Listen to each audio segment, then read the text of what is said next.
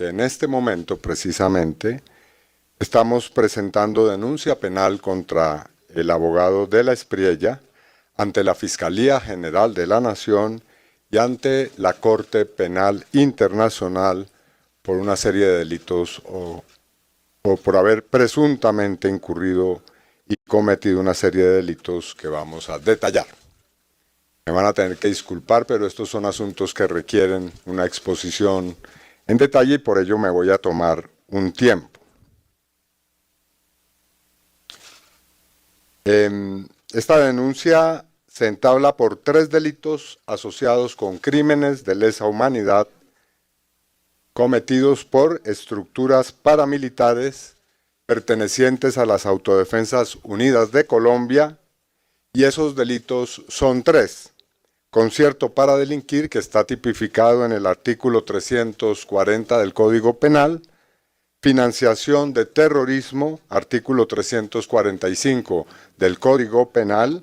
y enriquecimiento ilícito, artículo 327 del mismo Código. Aclaro que esta acción no es la repetición de otras acciones penales que se han emprendido en el pasado contra de la Espriella, puesto que nuestro escrito de denuncia incluye elementos nuevos que han ido apareciendo en el tiempo, especialmente en distintos escenarios de carácter judicial, en escenarios de documentación y esclarecimiento de la verdad sobre crímenes de lesa humanidad y en las jurisdicciones, tanto la Jurisdicción Especial para la Paz, JEP, como el Sistema de Justicia y Paz. Siempre se había, desde esta perspectiva, afirmado o presumido que de la Espriella era financiador o cómplice de la organización paramilitar, pero a raíz de los documentos que hemos venido consultando y reuniendo, podría eventualmente esclarecerse si perteneció directamente y actuó como parte de las AUC. Entonces, paso a detallar el contenido de la acusación o de la denuncia. Estos hechos giran en torno a la conformación y funcionamiento de la Fundación Iniciativas por la Paz, que fue una entidad no gubernamental que surgió a comienzos de este siglo, en los primeros años de la década del 2000, y tuvo como presidente al abogado de la Espriella. Se supo en ese momento, esta organización participó activamente en todo el proceso de la llamada desmovilización de las AUC, pero actuó cuando esta organización todavía no se había desmovilizado, así que sus acciones, que supuestamente contaban con la autorización del gobierno del entonces presidente Álvaro Uribe, pues se hizo en medio o en un momento en que los paramilitares seguían sin haberse desmovilizado. FIPAZ fue una organización que la Comisión de la Verdad, que ustedes saben, entregó su informe hace pocos años, el Centro Nacional de Memoria Histórica y una sentencia de la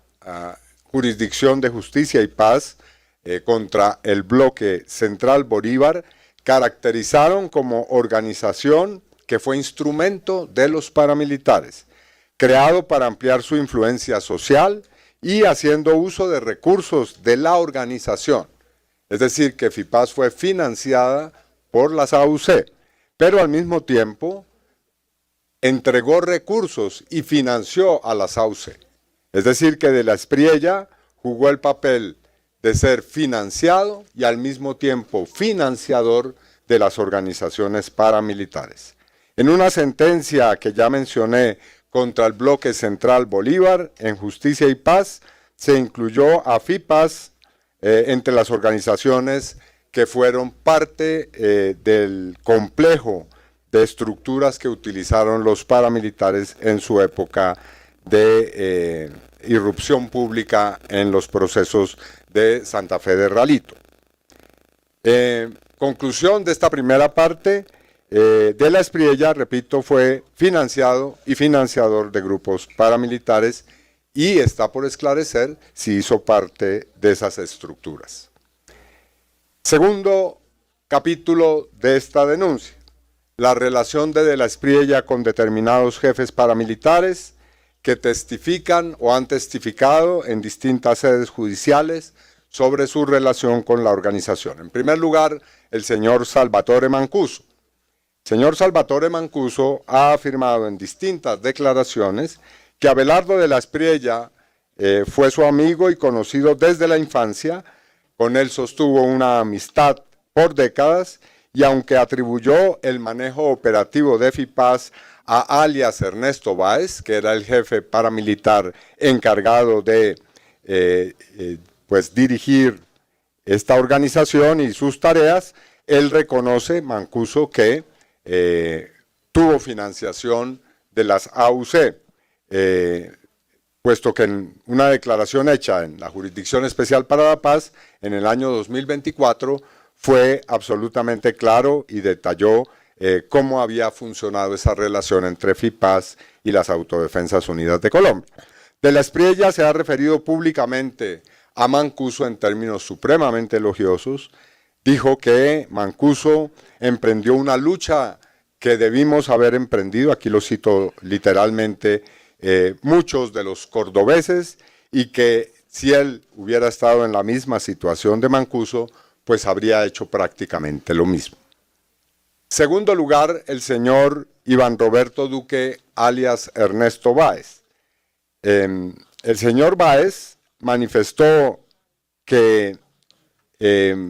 recurrió expresamente a los servicios y a la colaboración de la Espriella para acercar sectores sociales y particularmente tener una influencia en el sector universitario para que la labor de las Autodefensas Unidas de Colombia pudiera prosperar. La Corte Suprema de Justicia estableció en la sentencia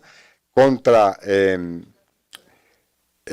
Bloque Central Bolívar y otras estructuras que el señor Juan Pablo Sánchez Morales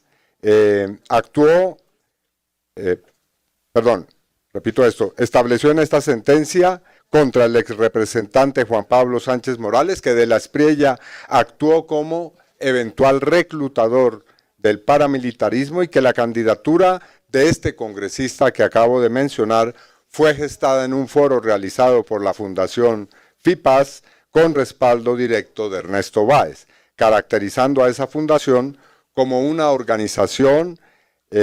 afín a las actividades de las autodefensas. La sentencia del Bloque Central Bolívar identificó a FIPAS como organización que fue parte de la acción política de las autodefensas. Con relación a otro jefe paramilitar, el señor alias Juancho Dique, la Sala Penal de la Corte Suprema de Justicia, mediante decisión del 21 de octubre de 2013, ordenó investigar al señor de la Espriella por su presunta participación como intermediario en una oferta de dinero a este jefe paramilitar, el señor Uber Enríquez Banqués, conocido como Juancho Dique, para que guardara silencio en sus declaraciones rendidas ante Justicia y Paz.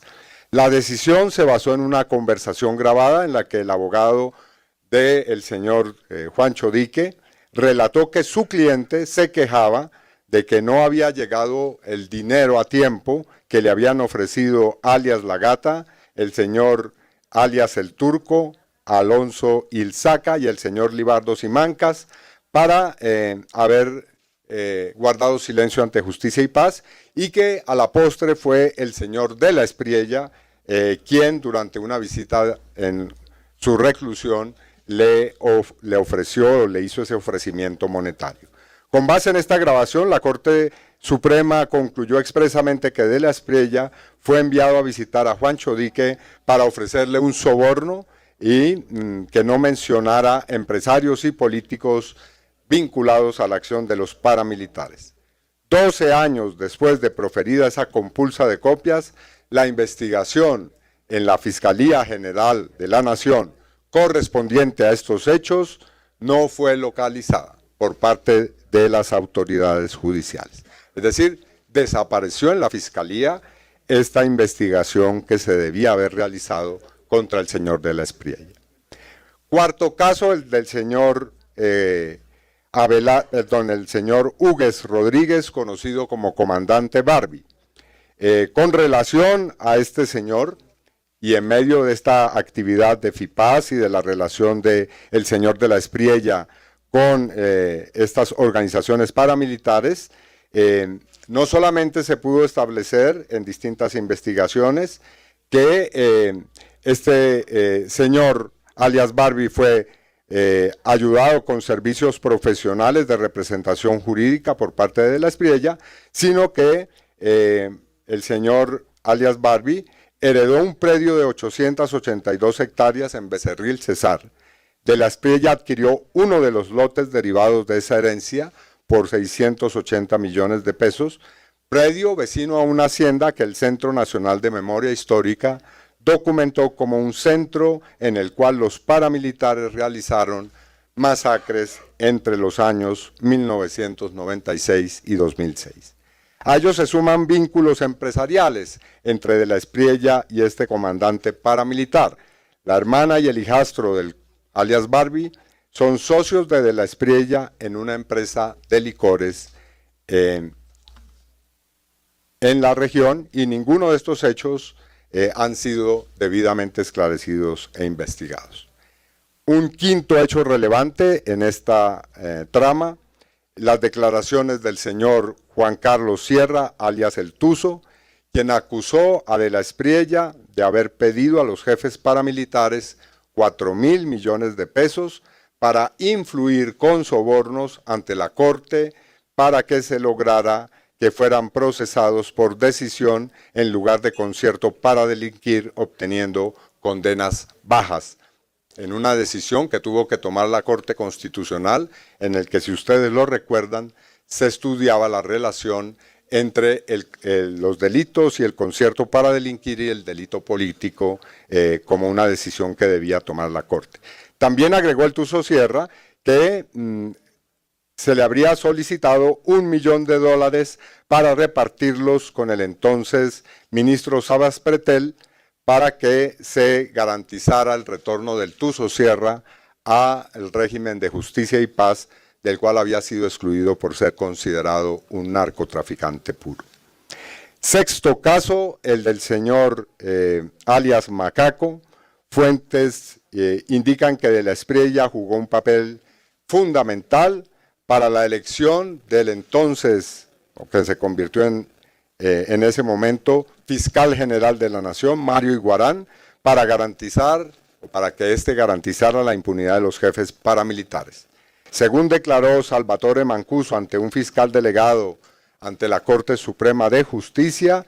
en el mes de mayo de 2005 los grupos paramilitares movieron sus influencias y sobornaron para lograr la elección de Iguarán, y para eso recibieron una suma superior a los 5.000 millones de pesos que fueron distribuidos. Esta versión tiene además como fuente al señor alias Macaco, el señor Carlos Mario Jiménez, quien afirmó que el paramilitarismo tuvo injerencia directa en el nombramiento del señor Iguarán como fiscal general de la Nación, declaración a la que se sumó Mancuso a finales del año 2024. Es decir, hay dos declaraciones que indican que la elección del señor Mario Iguarán habría sido obra de un soborno en este proceso de elección como fiscal general. Es decir, para resumir los hechos, existen numerosas versiones, investigaciones, compulsa de copias, declaraciones ante órganos de justicia, ante comisiones de la verdad o el Centro Nacional de Memoria, que indican, primero, que De la Espriella habría creado y liderado una fundación que múltiples comandantes o jefes paramilitares indican como una organización creada por las Autodefensas Unidas de Colombia con fines políticos en medio de su proceso de desmovilización. Segundo, que entre las actividades que realizaba esta fundación se seleccionaban, como es uno de los casos de los testimonios que acabo de recordar, candidatos al Congreso de la República apoyados por los paramilitares. Tercero, que en un sitio de reclusión De la Espriella habría ofrecido un soborno a uno de los jefes paramilitares, el señor Juancho Dique, para guardar silencio en sus declaraciones en Justicia y Paz. Cuarto, que habría adquirido un predio de un familiar de un condenado paramilitar con un título para que se convirtiera también en socio comercial a través de familiares de este jefe paramilitar en empresas en las que tenía participación de la Espriella. Y quinto, que habría contribuido a entregar sobornos para la elección del exfiscal general Mario Iguarán, quien actuaría como garante de la impunidad de los jefes paramilitares. Estos hechos han sido objeto de compulsas de copias. Algunos de esos hechos han sido investigados, pero no han arrojado ningún resultado de esas investigaciones. Otros sencillamente no han sido investigados, y la pregunta que formulo a la fiscal general de la Nación, Luz Adriana Camargo, en esta denuncia es: ¿por qué el órgano de investigación penal, es decir, por qué la Fiscalía no ha procedido a realizar investigaciones exhaustivas con órdenes judiciales que ha recibido de la Corte Suprema de Justicia contra el señor abogado y hoy candidato a la presidencia Abelardo de la Espriella? ¿Por qué se ha permitido la impunidad en este caso? ¿Y por qué además la situación no ha tenido consecuencias penales visibles en estos años? También en la denuncia preguntamos si se ha investigado al señor ex fiscal general de la Nación, Mario Iguarán, por presuntamente haber recibido dineros y haber sido objeto de una elección para que pudiera actuar a favor o actuar a favor de los paramilitares. ¿Por qué la compulsa de copias de la Sala Penal de la Corte Suprema de Justicia en la decisión del 21 de octubre de 2013 que ordenó investigar a de la Espriella no pudo ser encontrada en la dependencia de la Fiscalía General de la Nación? Es decir, ¿por qué desapareció literalmente una investigación contra de la Espriella en la Fiscalía? Igualmente con relación a las otras declaraciones que hemos mencionado y que deberían haber tenido una repercusión penal. En consecuencia, dadas estas circunstancias, anuncio 3 acciones concretas. La primera de ellas es que le pido a la Fiscalía General de la Nación que reactive las indagaciones e investigaciones para determinar qué grado de involucramiento tuvo de la Espriella con las organizaciones paramilitares y si es responsable de los 3 delitos que ya mencioné: concierto para delinquir, financiación de grupos paramilitares y enriquecimiento ilícito. E igualmente, segunda acción, le pido a la Corte Penal Internacional que, dado que los hechos que son objeto de investigación o deben serlo, han sido hechos en los cuales se han cometido o han estado comprometidos esos hechos con la comisión de crímenes que son parte del Estatuto de Roma que rige la Corte Penal Internacional, que haya una investigación en la Corte Penal Internacional, puesto que estos delitos, como se sabe, no han sido debidamente investigados por la justicia colombiana y relevan de crímenes de lesa humanidad. Y por último, hago un llamado a las organizaciones de víctimas a que activen todos sus mecanismos para que a partir de este momento el señor de la Espriella comparezca ante la justicia y sus eventuales acciones criminales sean objeto de la más severa sanción y del más detallado y meticuloso esclarecimiento. Repito, este es el primero de una serie de hechos y de investigaciones que vamos a pedir con relación al señor de la Espriella y esperen ustedes otros anuncios que haremos con relación a sus actuaciones en los próximos días. Les agradezco mucho que se hayan tomado el tiempo y les deseo un feliz día.